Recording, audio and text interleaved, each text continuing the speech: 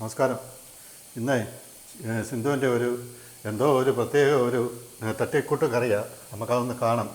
Broccoli ഉണ്ട്, ചിക്കനുണ്ട്, ചീസുണ്ട്, പല വ്യഞ്ജനങ്ങളൊക്കെ കൊണ്ടുവച്ചിട്ടുണ്ട്. അപ്പോൾ ഇതെന്തുവാ സംഗതി എന്നുള്ളത് നമുക്കൊന്ന് കണ്ടു നോക്കാം കേട്ടോ. ഇപ്പം നമുക്ക് ചീസ് ഇടാം, തുള്ളിയും കൂടെ ചേർക്കാം. പാത്രം നല്ല ചൂടായിരുന്നു തോന്നുന്നില്ല, ചീസ് പെട്ടെന്ന് ഉരുകിയായിരുന്നു. അതിൻ്റെ കൂടെ നമുക്ക് ഈ സവാള അരിഞ്ഞത് ചേർക്കണം. സവാള, പച്ചമുളക്, ഉപ്പ്. ഉപ്പ് എല്ലാം നമുക്ക് അവരവരുടെ പാകത്തിനുള്ളത്. ഉള്ളി നല്ല മൂത്തോ?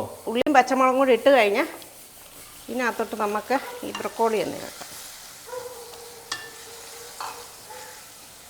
ബ്രൊക്കോളി നേരത്തെ എല്ലാം പുഴുങ്ങി ഇതെല്ലാം റെഡിയാക്കിയാണോ അതോ പച്ചയാണോ? പുഴുങ്ങിയില്ല, നമ്മൾ മഞ്ഞപ്പൊടിക്കകത്തിട്ട് കുറച്ച് നേരം വെച്ചായിരുന്നു.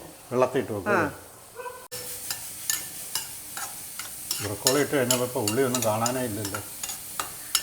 മതി ഉള്ളി. പിന്നെ ഇച്ചിരി പെരിഞ്ചീരകപ്പൊടി, ഇത്തിരി വേണ്ട, കുറച്ച്. പിന്നെ അത് രണ്ടും മാത്രമേ ഉള്ളൂ. സ്വല്പം മുളക് പൊടി.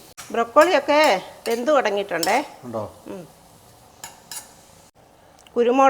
കുരുമുളക് പൊടി വേണം നല്ലോണം ചേർക്കാൻ. പിന്നെ കറുത്തിരിക്കത്തില്ലേ? അങ്ങനത്തെ കറിയാ.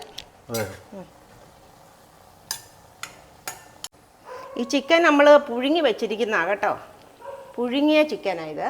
അപ്പോൾ ഇത് ഇതിനകത്തോട്ട് ചേർക്കാം. അതെ,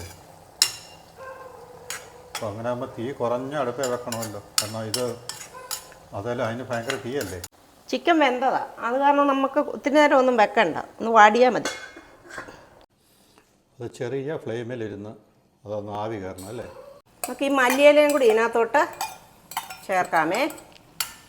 മല്ലിയില ചേർത്തിട്ട് ഫിനിഷിംഗ് ആണോ? എല്ലാം കൂടെ ഒന്ന് ഇളക്കി. ഇത് നല്ല, നമുക്ക് ചോറിൻ്റെ കൂടെ ആയാലും ചപ്പാത്തിയുടെ കൂടെ ആയാലും ഒക്കെ കഴിക്കാൻ നല്ല. ചപ്പാത്തിയുടെ കൂടെ ഒക്കെ ഏറ്റവും നല്ലത് ഇത്. അപ്പം ഇതിവിടെ ഇത് ബ്രോക്കോളി ചിക്കൻ റോസ്റ്റ് അല്ലല്ലോ, ചില്ലി ആയിരിക്കും അല്ലേ. അപ്പം ഇത് പാകമായിട്ടുണ്ട്. ഇത് നമുക്കിനി പതുക്കെ ഇവിടെ അടച്ച് വെച്ചിരുന്ന് വേവിക്കാം. റെഡിയായി വെന്തോ? എല്ലാം നന്നായിട്ടുണ്ട്. ഓക്കെ, അപ്പം ചെറിയ തീയിലിരുന്ന് വേവട്ടെന്നോ? തീ വേണമെന്നില്ല, ഓഫ് ചെയ്താൽ ഇത് ഈ അടച്ച് വെച്ച് ആവിയിലിരുന്ന് റെഡിയാവും അല്ലേ. അപ്പം എല്ലാവർക്കും ടാറ്റ.